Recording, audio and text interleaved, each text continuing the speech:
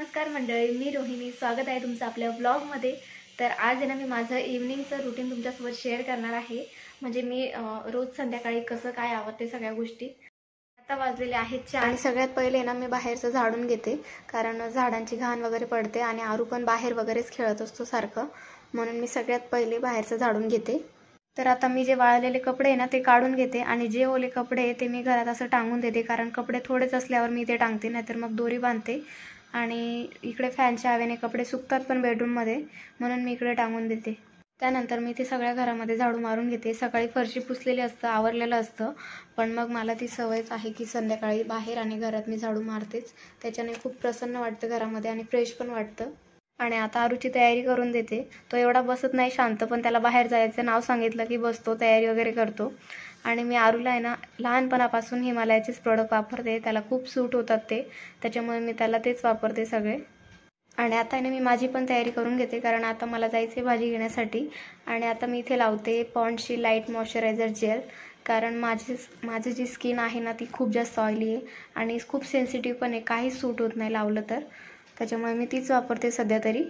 आता मी यूज करते हे कॉम्पॅक्ट लॅक्मेचं, कारण माझी स्किन खूप सेन्सिटिव्ह आहे, त्याच्यामुळे मला पावडर वगैरे सूट होत नाही. मी खूप वेळेस ट्राय केले, खूप पावडर ट्राय केले, खूप ब्रँडेड केले, पण मला ते सूट झालं नाही, म्हणून मी तेच वापरते.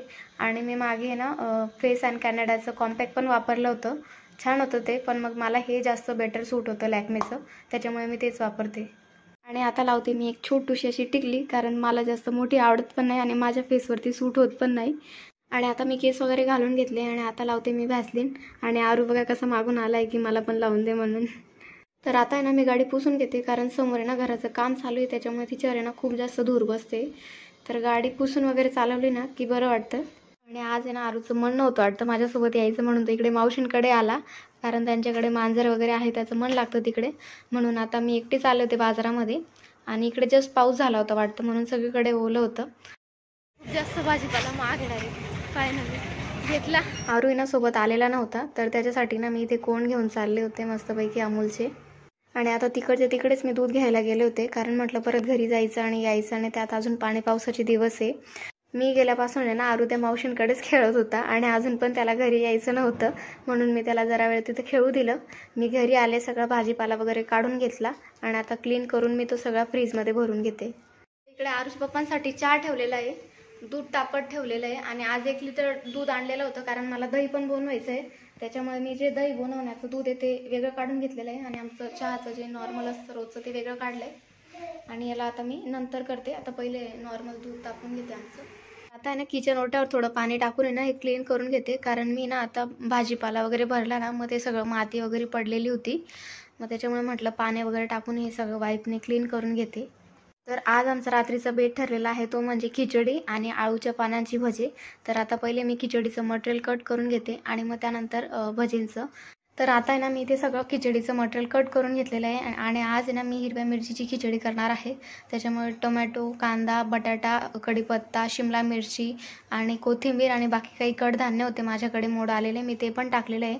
आणि इकडे भजींचं पण मटेरियल लगेचच तयार करून घेतलेलं आहे. कोथिंबीर घेतलेली आहे, आळूची पानं मी अशी बारीक कट करून घेतलेली आहे, कांदा आहे, मिरची आहे, लसूण आहे आणि जिरं आणि ओवा आहे, असं ठेचून घेतलेलं आहे मी बारीक.